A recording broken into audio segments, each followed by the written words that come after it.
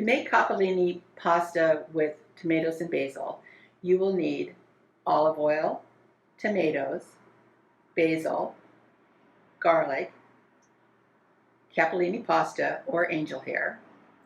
You'll need some fresh thyme, parsley, salt, pepper, Italian seasoning, Apollo chili, and Asiago cheese. This capellini recipe is a perfect way to use up those beautiful end of summer tomatoes, probably the last cherry tomatoes of the season. There was a time when I made this recipe that I marinated my tomatoes and garlic and spices before I added them to my capellini, but I've recently learned a better way, which is to actually do a quick saute on the ingredients on the stove, and it takes no more than 5 minutes. Herbs ready for the recipe. This is our basil. It's probably about a half a cup of roughly chopped basil.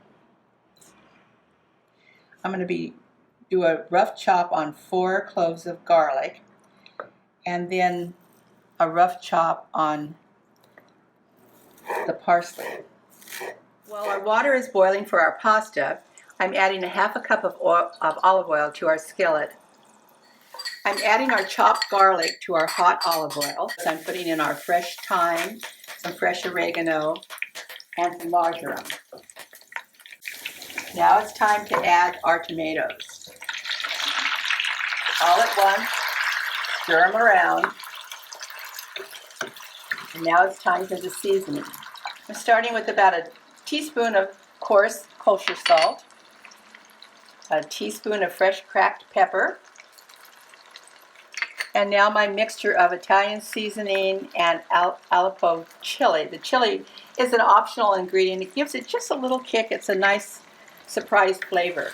Mixing this all together and just stirring it around over the heat for probably about 3 to 5 minutes. Our tomatoes look beautiful, and now I'm adding our parsley and our basil,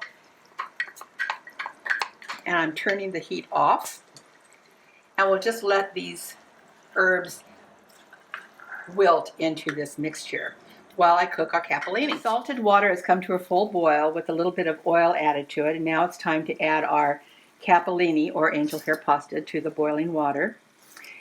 This cooks very quickly, so you really want to allow no more than 2 minutes, and don't walk away from it. There's nothing worse than overcooked angel hair pasta or capellini. Put our tomatoes back on low heat. Our beautiful herbs have wilted nicely. Our capellini is cooked to perfection. You add the whole amount to your pan and stir it to mix it well. It smells beautiful, it looks beautiful. The last thing to this recipe is about a cup of grated Asiago cheese tossed into our pasta and tomato mixture, and now it's ready to plate. Capellini actually translates to little hair. It has such a nice, delicate, soft texture when it's cooked properly. This is one pasta you don't want to overcook. And I'm finishing it off with another generous sprinkle of Asiago cheese, and lunch is served.